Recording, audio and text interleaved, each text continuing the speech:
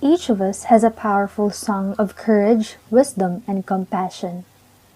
To awaken to this reality of our lives is the essence of Buddhism, and this brilliance lies within all of us. Buddhism began as a quest to overcome these essential problems of life. Shakyamuni, or Siddhartha Gautama as he is also known, was a prince in a small province in northern India. He lived in comfort and luxury.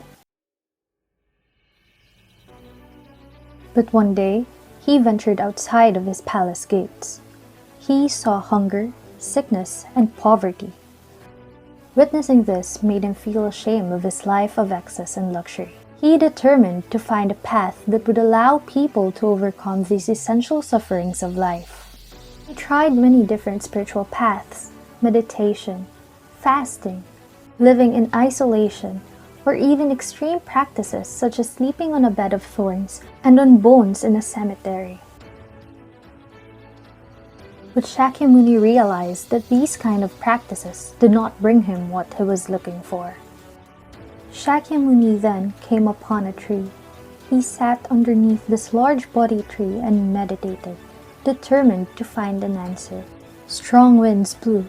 He felt as if demons were attacking him.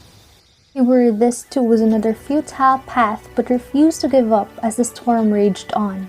And at last, he saw these demons for what they were: his own negativity and fear. Finally, he was able to attain enlightenment and perceive the law or principle that all living beings are endowed with courage, wisdom, and compassion. He then began sharing this knowledge with others. Disciples emerged and sought to understand and follow this revolutionary new way of life. Shakyamuni poured the essence of all his teachings into the Lotus Sutra, which radically declared that all people are equal and the purpose of life is happiness. After his death, the true teaching became diluted and fractured into many different sects. Shakyamuni even came to be revered as a god and not a human being. Nichiren Daishonin was born in Japan to a family of modest fishermen. As he grew up, he saw his country ripped apart by natural disasters, epidemics, and conflict. He asked himself, why is this happening? To put an end to this suffering, Nichiren vowed to become the wisest person of Japan. He diligently studied all schools of Buddhism. After many years, he came to realize the Lotus Sutra is the highest teaching of Buddhism, because it taught women, man, and all living beings are equal and endowed with Buddhahood. This is the law of Nam-myoho Renge-kyo. He discovered by chanting and awakening to it, anyone can go forth their greatest self and win over life's suffering. Nichiren stood up alone and went on his own epic quest to spread the law of Nam-myoho Renge-kyo. But as Nichiren Buddhism grew, the political and religious establishments saw his teachings of empowerment and equality as a threat. They persecuted him and exiled him in a small snowy island in the Japan Sea. However, with the strength he found from chanting Nam-myoho Renge-kyo, he felt the persecution signaled his mission to empower all people with the teachings of Buddhism, stating, "All obstacles are no more than dust before the wind." Nichiren inscribed the Gohonzon, which is the scroll we chant to, because it depicts the Buddhahood within all living beings. One by one, he helped people use Buddhism to awaken their great strength and courage. His disciples overcame illness, poverty, and family strife to lead lives of victory. And in current times, it is a Soka Gakkai that emerged as a movement of ordinary people who have used Nichiren's teachings to conquer life challenges. They are the organization to spread the Lotus Sutra and Nichiren's Buddhism correctly, based on equality and great potential of all people. Today, due to the lion-hearted efforts of the three founding presidents and eternal mentors, Tsunesaburo Makiguchi, Josei Toda, and Daisaku Ikeda, to spread this Buddhism, people all around the world chant the law of Nam-myoho Renge-kyo, as taught by Nichiren, to awaken to the same inimitable life state of Buddhahood, to see the dignity of their lives and others, to overcome difficulties and problems with a sense of mission to inspire all.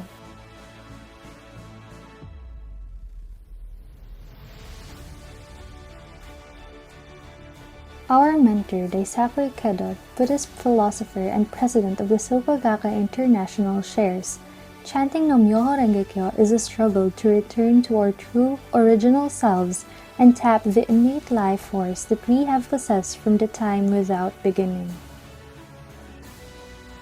There are times in our life where each of us has brought forth the courage to stand up for ourselves or to have compassion for someone who is suffering. Buddhists call the great potential for these qualities within life Buddhahood. Bringing this out every day, though, is very difficult.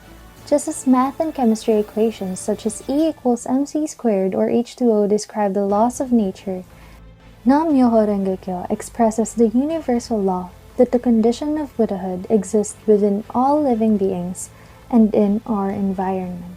The perseverance of flowers to bloom amid cold winds. An ecosystem maintains a delicate balance so it may sustain the life within it. This innate, compassionate, courageous energy of the universe to advance and protect life is the law of Nam-myoho Renge-kyo. To chant Nam-myoho Renge-kyo is to harness this great energy and use it to overcome adversity and create a better world. It is not, however, a magic formula. Instead, when we chant, we enact a revolution in our lives. We fight against our deep-seated negativity, our fundamental disbelief in ourselves, and open our eyes to the reserves of courage, wisdom, and compassion within us. SGI Buddhists call this process human revolution. In other words, we chant and become the solution to our problems. Finding the courage to open a new chapter in life.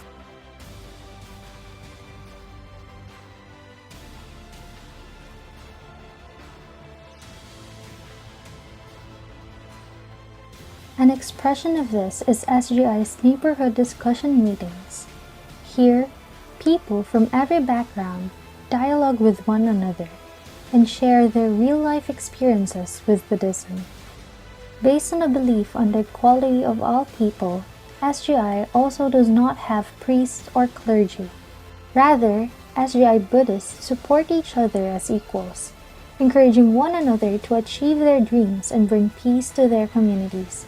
The key to all changes is in our inner transformation, a change of our hearts and minds. This is human revolution. We all have the power to change. When we realize this truth, we can bring forth that power anywhere, anytime, and in any situation. Because when we change, the world changes.